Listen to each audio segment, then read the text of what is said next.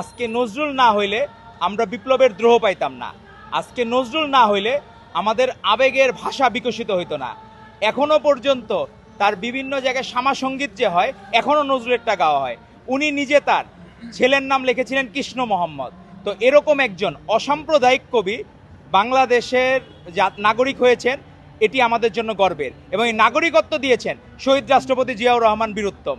আজকে গুণীর কদর করা এটি জিয়া পরিবারের মধ্যে আছে।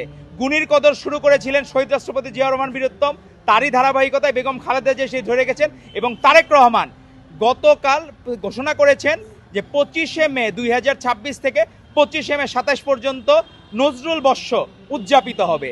আপনি দেখেন, ফ্যাসিস্ট হাসিনার সময় তার বাবার নামে জোর করে মুজিব বর্ষ পালন করার চেষ্টা করেছিল। হাজার হাজার কোটি টাকা শুধু আতশবাজির জন্য খরচ করা হতো। কিন্তু জ্ঞানের সত্যিকার ধারক ও বাহক হচ্ছে বাংলাদেশ জাতীয়তাবাদী দল। আর বাংলাদেশের প্রধানমন্ত্রী জনাব তারেক রহমান, উনি নিজে নজরুলকে সত্যিকার অর্থে হৃদয়ে ধারণ করেন বলেই উনি নজরুল বর্ষ ঘোষণা করেছেন। এই নজরুল বর্ষের মাধ্যমে এই বাংলাদেশে নজরুল চর্চা যাতে আরও বিকশিত হয়, আমরা যাতে ভবিষ্যতে বাংলাদেশকে উদ্ধারের জন্য নজরুল যে অনুপ্রেরণা দিয়েছেন সেটি যাতে আমাদের উৎসাহ কাজ করে, এবং প্রত্যেকটা জায়গায় যখনই অন্যায় হবে প্রত্যেকে যাতে নজরুলের মতো প্রতিবাদ করতে শিখে, তো সেই ধারা অব্যাহত যাতে থাকে। আজকে আমরা দেখলাম গতকাল মেহেরপুরে 29 দিনের মাথায় মৃত্যুদণ্ড কার্যকর হয়েছে এক ধর্ষকের, একজন হত্যাকারী। তো সেই জায়গায় আমরা চাই রামিসার হত্যাকাণ্ড, আমাদের মাননীয় প্রধানমন্ত্রী বলেছেন যে 1 মাসের মধ্যে এর সর্বোচ্চ বিচার হবে ও মৃত্যুদণ্ড হবে, সেটি আগামী 22শে জুন কার্যকর হবে। আপনারা কোট করে রাখেন। আমি আপনাদেরকে আশ্বস্ত করতে পারি, কথা দিয়ে কথা রাখা প্রধানমন্ত্রী হচ্ছেন আমাদের নেতা তারেক রহমান।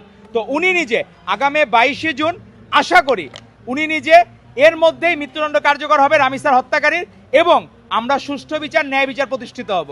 তবে সমস্যা হলো কি, আমাদের দেখলাম যারা মব করে 12ই ফেব্রুয়ারি ইলেকশনের হারার পরে এরা মব এখনো বন্ধ রাখে নাই।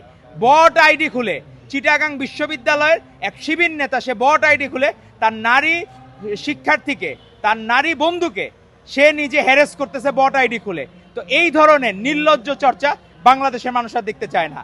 তো আমরা আশা করব মব এবং বটের কবর রচিত হবে খুব দ্রুত বাংলাদেশে, এবং এর মাধ্যমে বাংলাদেশের রাজনৈতিক সাম্য অবস্থা, বাক স্বাধীনতা, মত প্রকাশের স্বাধীনতা আবারও ফেরত আসবে।